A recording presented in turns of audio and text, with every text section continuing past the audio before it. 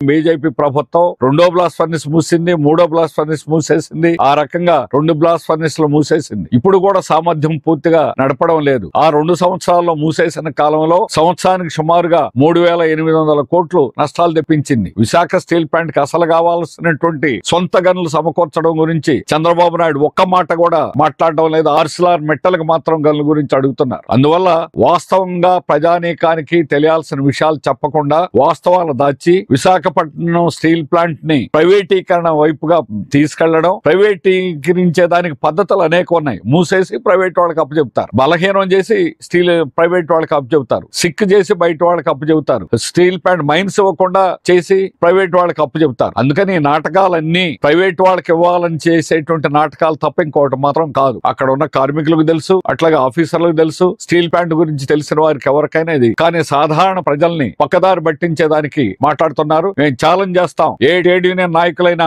మీతో ఎదురెదురుగా మాట్లాడగలం, ఎదురెదురుగా చెప్పగలం.